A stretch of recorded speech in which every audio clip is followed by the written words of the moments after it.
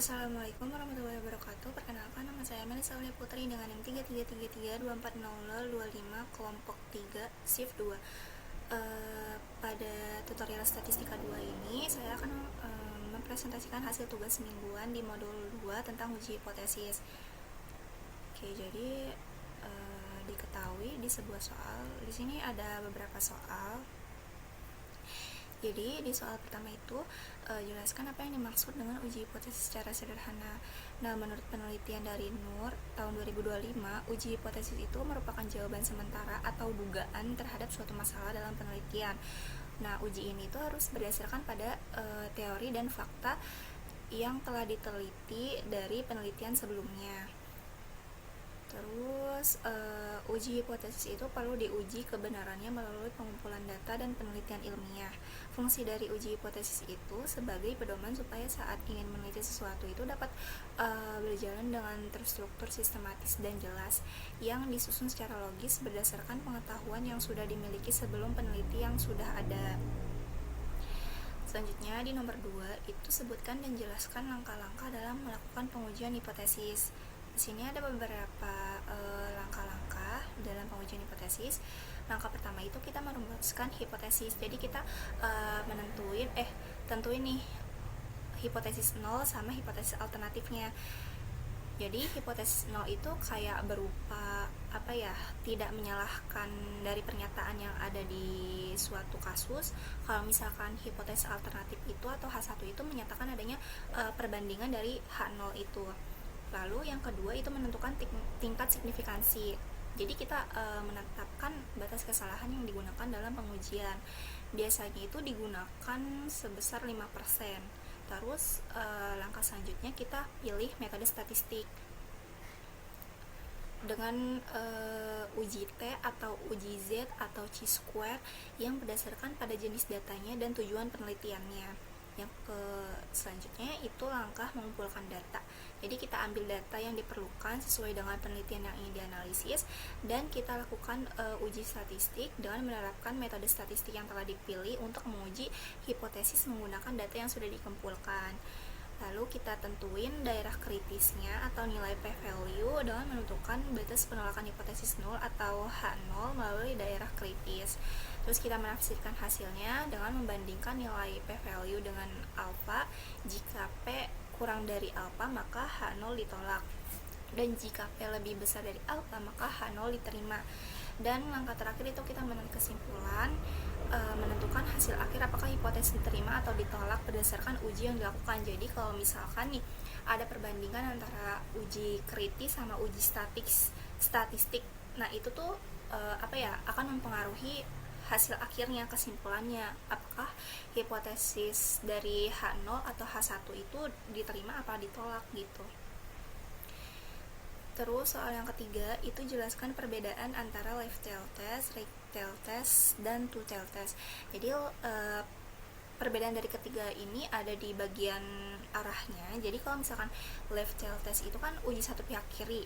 Nah, itu digunain jika hipotesis H alternatif atau H1 itu menyatakan bahwa nilai lebih kecil dari nilai tertentu atau mu kurang dari mu 0, sehingga daerah penolakan ada di sebelah kiri. Jika right tail test itu uji satu pihak kanan yang digunakan jika H1 menyatakan nilai lebih besar atau mu lebih besar dari mu 0, sehingga daerah penolakan berada di sebelah kanan. Kalau misalkan two tail test itu uji kedua pihak yang digunakan jika H1 menyatakan adanya perbedaan tanpa arah tertentu atau nilai mu itu sama dengan nilai mu 0, sehingga daerah penolakan ada di kedua sisinya, yaitu sisi kiri dan kanan. Itu menurut penelitian dari Halimah tahun 2025. Dan di nomor 4 itu berikan 2 contoh pengaplikasian uji hipotesis dalam kehidupan sehari-hari. Nah, contoh pertama itu misal dalam industri minuman. Perusahaan ingin memastikan bahwa isi produk sesuai dengan standar, misalnya 600 ml per botol. Nah, ini kita anggap sebagai H0. Terus perusahaan kemudian mengambil beberapa sampel produk dan melakukan uji hipotesis untuk mengetahui apakah rata-rata isi itu benar 600 ml atau bukan.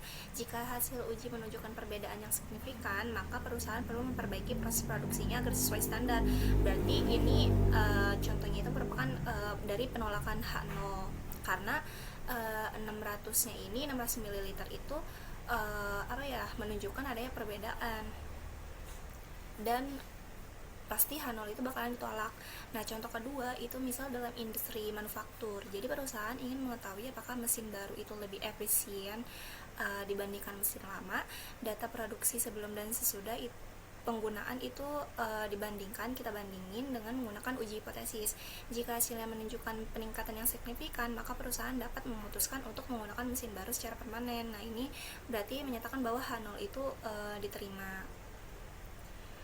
Lanjut di nomor 5, itu sebuah pabrik susu bubuk ingin mengetahui apakah kadar protein produknya itu mengalami penurunan dibandingkan standar sebelumnya.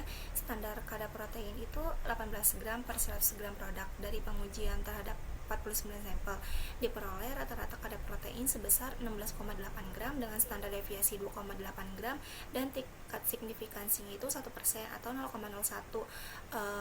Tentukan pengujian hipotesisnya. Kita menyelesaikannya dengan menggunakan left tail test karena kita pengen tahu bahwa standar kadar protein per tahunnya ini apakah nilainya tetap atau menurun dari 18 gram per 100 gram produknya. Jadi kita menggunakan left tail test. Oke, kita menyelesaikan sebuah kasus ini dengan menggunakan bantuan software RStudio.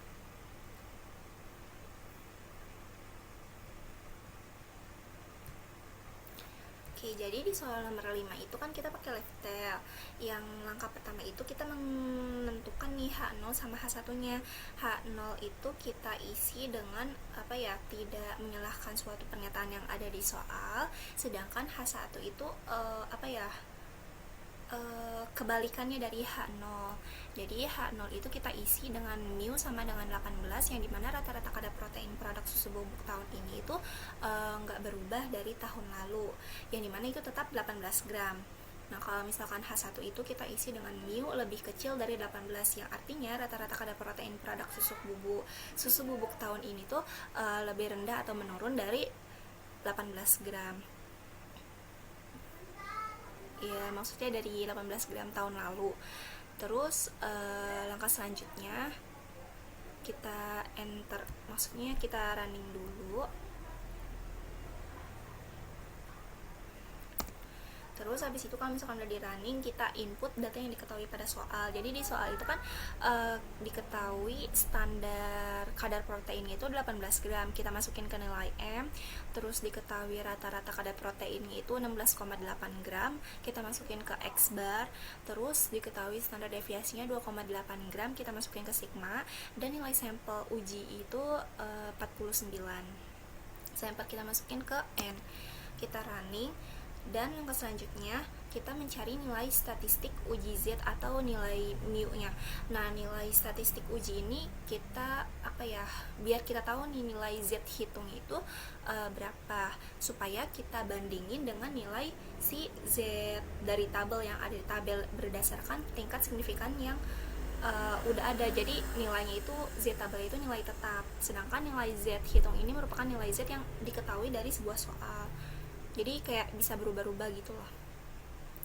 Nah, kita pertama nyari nilai Z hitungnya dulu dengan menggunakan rumus X bar dikurangin M, yang dimana dibagi dengan sigma per akar N atau jumlah sampelnya. Kita menggunakan sintak print Z supaya nilai Z-nya itu dapat ditampilin gitu loh, dapat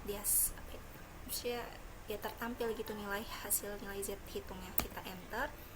Nah, ini nilai Z hitung atau nilai uji statistik Z atau mu-nya itu nilainya adalah min 3.